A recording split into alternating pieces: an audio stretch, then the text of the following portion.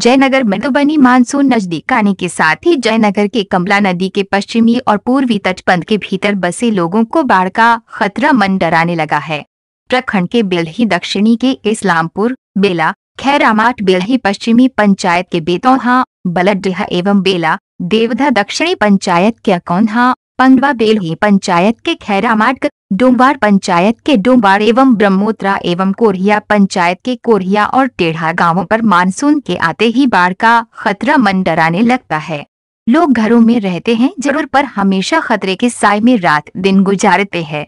पिछले साल की तरह इस साल भी प्रलयकारी बाढ़ की दंश झेल चुके प्रभावित गांव के लोगों ने अभी से ही जल संसाधन विभाग और स्थानीय प्रशासन से कटाव स्थल का जायजा लेकर अविलंब दुरुस्त करने की मांग की है। प्रखंड के डोंबाड़ पंचायत के डोंबाड़ व ब्रह्मोत्रा गांव के मिथिला जल मुक्ति मोर्चा के जिलाध्यक्ष राम सुफल यादव, मनोज कुमार चौधरी, सूर्यनाथ चौधरी, अरुण चौधरी, राजकिशोर यादव, धनिकलाल यादव, नागेश्वर साह, गोविंद यादव, राम कुमार, राम परीक्षण चौधरी, जय शंकर कुमार, रामवीर यादव, संजय यादव समेत दर्जनों ग्रामीणों ने एक हस्ताक्षर युक्त आवेदन मुख्यमंत्री नीतीश कुमार को पत्राचार कर समय अवधि में उक्त गांव के कटाव स्थल पर अविलंब कार्य करने की मांग की।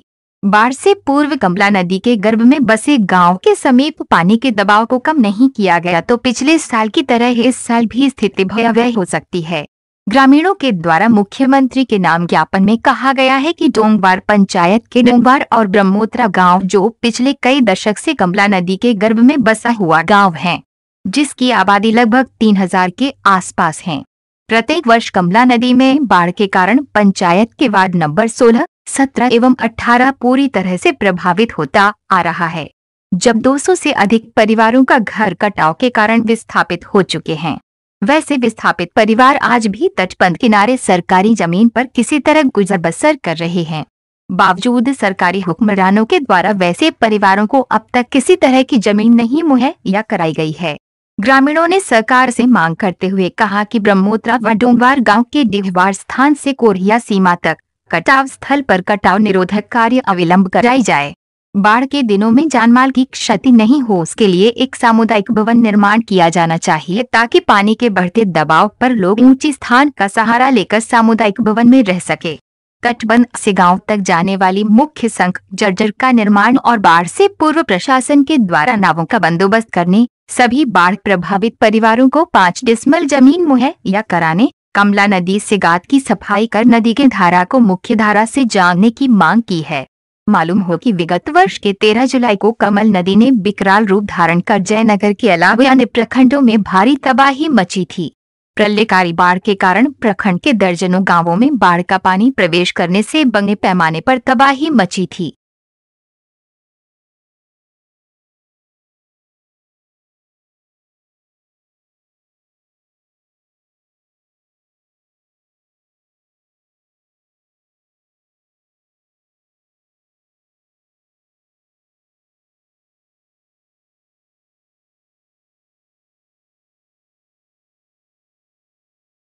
अच्छा, मानसून आ गया, बाढ़ आने वाली है। आपके पंचायत में पूर्व में बाढ़ से बड़ी पैमाने पर तबाही मची थी, तो अभी इस संदर्भ में आप कोई आवेदन दिए हैं मुख्यमंत्री को, क्या कहना चाहेंगे आप? मैं यही कहना चाहता हूं कि जो हमारे डोरवार गांव और डोरवार पंचायत ब्रह्मोत्रा जो है राजस्व गांव है, दोनों यहाँ पे कम से कम 3000 आबादी वाले गांव है। यहाँ पे जो हर साल बाढ़ आती है, जिसमें जो है सो कई जो है सो घर बेघर हो जाते हैं।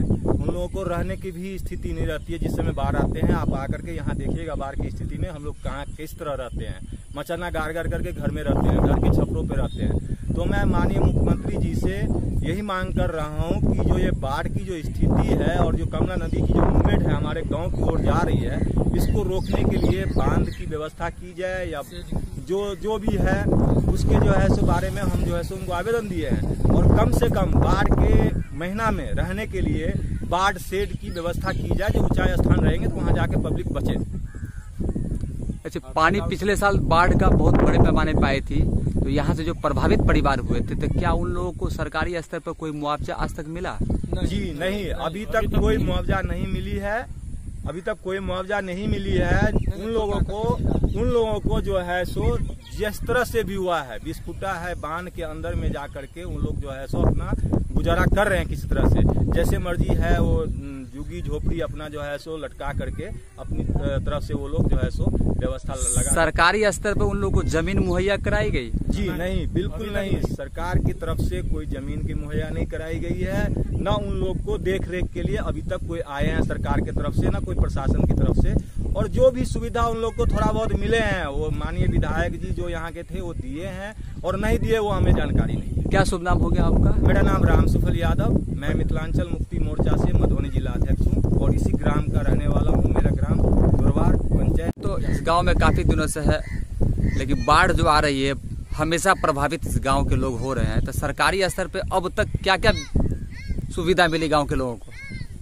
यहाँ से जान माल हर चीज का क्षति हुआ है, आज तक जो है कोई मतलब सहायता नहीं मिला। पिछले कई सालों से आप देख रहे होंगे कि लगातार यहाँ बाढ़ से प्रभावित हो रहा है, लेकिन वैसे प्रभावित परिवारों को कोई सुविधा नहीं मिल रही है। कोई सुविधा नहीं मिली है। हम लोग पिटीशन दिए हैं, ब्लॉक में धरना दिए हैं, फिर भी इसका कोई एक्शन नहीं हुआ है।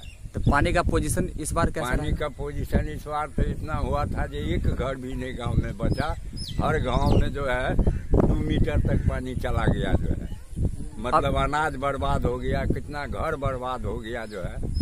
अभी पानी का धारा भी अलग साइड है, अब पानी का धारा डायरेक्ट हो गया है, मतलब गांव पर पड़ रहा है। तो जल संसाधन विभाग से कोई काम वगैरह करवाया गया?